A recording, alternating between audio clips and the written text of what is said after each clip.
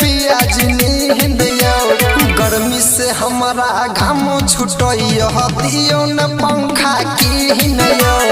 गर्मी से हमारा घाम छुटइयो दियो न पंखा कीनियो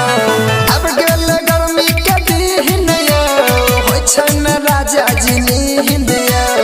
अब गेल गर्मी के दिनियो होय छै न पियाज नींदियो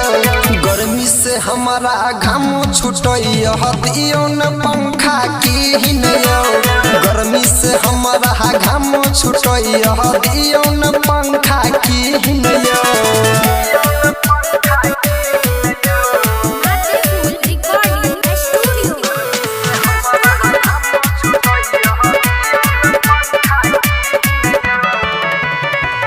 आहे के छी हम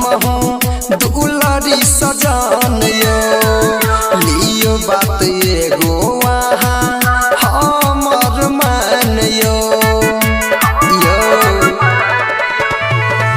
आहे के छी हम दुलारी सजान यो लियो बात एगो हमर मान यो अब गेल गर्मी के दिन यो होय छै न राजा जी नींदियो अब गेल गर्मी के दिन यो होय छै न राजा जी नींदियो गर्मी से हमारा घाम छुटइयो दियो न एसी कीनियो गर्मी से हमारा घाम छुटइयो दियो न पंखा कीनियो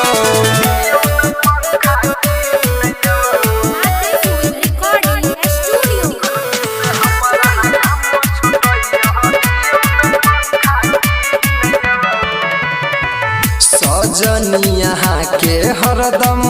रहैया चुप यो जेठ के गर्मी में पिया लागे बड़ी धूप यो सुना सजनिया के हरदम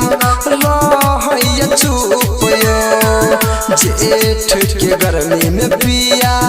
लागे बड़ी धूप यो सुनील सरधानंद सुनो यो पिया अब गेल गर्मी के दिन यो रोहित राहुल सुनो यो पिया अब गेल गर्मी के दिन यो गर्मी से हमारा घाम छुटइयो दियो न कूलर कीनियो गर्मी से हमारा घाम छुटइयो दियो न पंखा कीनियो